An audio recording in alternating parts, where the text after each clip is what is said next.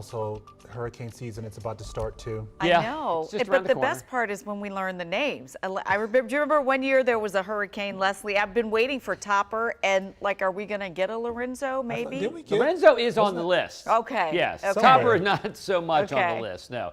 Okay, so NOAA had their press conference today, and National Hurricane Center says, hey, another active year. And it was crazy last year. We had 30 storms.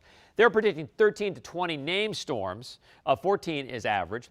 Of those, they think between 6 and 10 will become hurricanes. 7 is average. And of those 6 to 10, they think 3 to 5 will become major hurricanes. 3 is average, and that means Category 3 with winds 111 miles per hour or higher.